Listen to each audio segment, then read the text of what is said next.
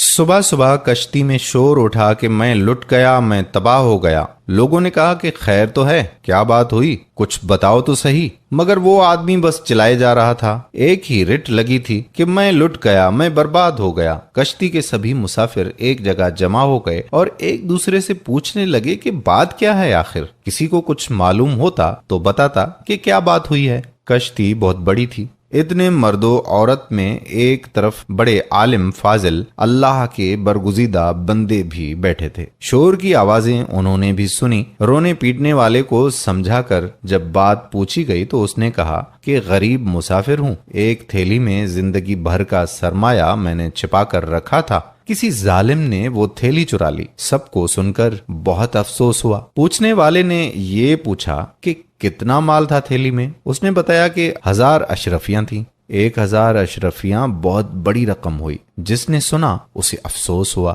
کچھ لوگ مل کر مشورہ کرنے لگے، کشتی کے مسافر کو بلایا، سارا ماجرا اسے کہہ سنایا۔ اس نے کہا کہ اگر تھیلی کشتی میں ہے تو پتہ چل جائے گا، میں سب مسافروں کی تلاشی لیتا ہوں۔ آنن فانن یہ خبر ساری کشتی میں پھیل گئی۔ کشتی میں مرد، بوڑھے، عورتیں، بچے بھی تھے۔ کڑی نگرانی میں تمام مسافروں کی تلاشی ہوئی، مگر کسی کے پاس گمشدہ تھیلی نہ نکلی۔ اب لوگ اس شخص پر الٹ پڑے، طرح طرح کی باتیں ہوئیں اور ہوتے ہوتے سب کو یقین ہو گیا کہ یہ شخص جھوٹا ہے، جھوٹے پر اللہ کی لعنت ہوتی ہے۔ سب اسے برا بھلا کہہ کر اپنی جگہ جا بیٹھے۔ جھوٹا سٹ پٹا کر اپنی جگہ آ بیٹھا۔ جب تک سفر جاری رہا مسافر اسے پھٹکارتے رہے۔ اصل میں ہوا یہ تھا کہ جب سفر شروع ہوا تو یہ جھوٹا پھرتا پھرتا کشتی میں گشت کرتا اس عالم فاضل کے بندے کے پاس بھی پہنچا تھا، اور ان کے پاس اٹھنے بیٹھنے سے اسے معلوم ہو گیا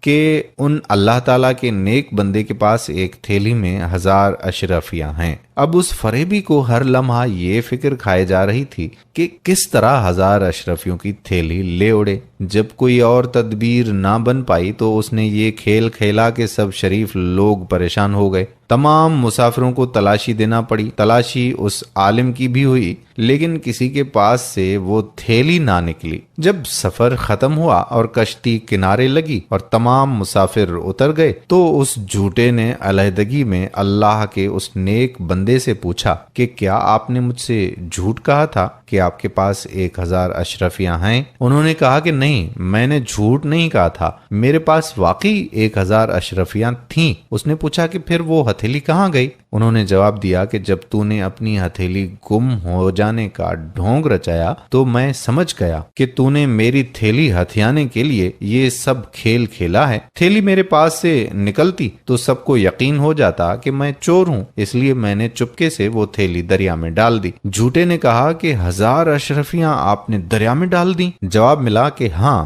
اس نے کہا تب تو آپ کا بڑا نقصان ہوا۔ جواب ملا کہ نیکی کا بدلہ برائی سے دینے والے ظالم دوست، میرے نزدیک اہمیت دولت کی نہیں، لوگوں کے اس اعتماد کی ہے جو حدیث نبوی کی خدمت کے لیے مجھے برقرار رکھنا ضروری ہے۔ اگر میں خائن مشہور ہو جاؤں تو میری بیان کردہ حدیثوں پر کون اعتماد کرے گا؟ اب آپ یہ بھی سن لیں کہ یہ بزرگ کون تھے۔ یہ امام بخاری رحمت اللہ علیہ تھے، جن کی بخاری شریف دنیا بھر میں مستند مانی جاتی ہے۔ سبحان اللہ۔ اگر آپ نے ابھی تک ہمارا YouTube channel Voice of Islam subscribe نہیں کیا ہوا تو وائس آف اسلام کو سبسکرائب کر لیں اور بیل کے بٹن کو بھی پریس کر لیں تاکہ یہاں پر جتنی بھی ویڈیوز اپلوڈ ہوا کرتی ہیں ان کا نوٹیفیکیشن آپ کو بر وقت ملتا رہے۔